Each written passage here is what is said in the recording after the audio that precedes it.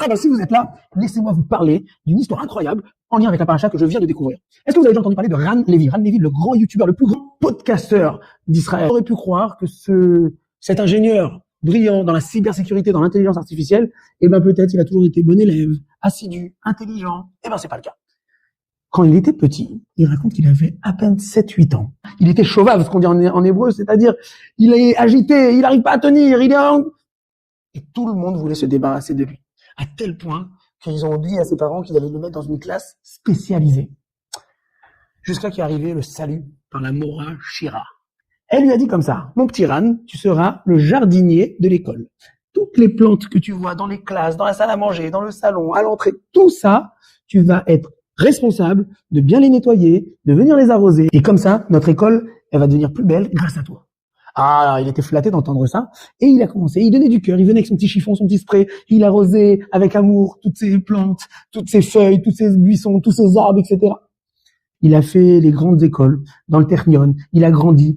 Il raconte que son premier boulot, quand il est arrivé dans ses bureaux, il voit des plantes qui ressemblent aux plantes qu'il avait à l'école l'habitude de s'en occuper. Qu'est-ce qu'il fait?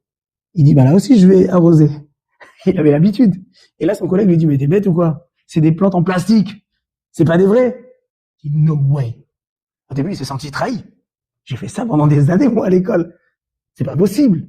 Mora Shira, qui avait tout vu. Et en fait, c'était pas les plantes qui avaient besoin d'eau fraîche. C'était lui qui avait besoin d'amour et d'eau fraîche. Et de confiance en lui.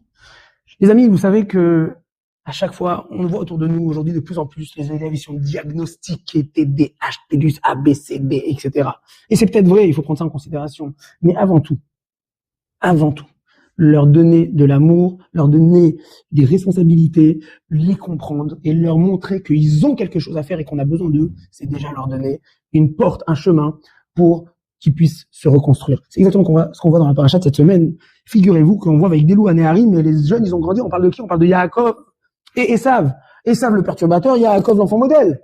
Parce que les 15 premières années, il y avait Papy Abraham, avait bien compris la singularité de chacun de ses petits-fils. Yaakov, quelqu'un qui a besoin d'étudier. Esav, quelqu'un qui a besoin de se sentir utile. Quelqu'un qui va rentrer dans le monde et quelqu'un qui va faire une révolution. Que tant qu'on arrive à donner à un enfant ce sentiment et cette affection, on peut l'amener très loin et c'est comme ça qu'il réussira. Shabbat, Shalom ou Mevorach. Et à la semaine prochaine.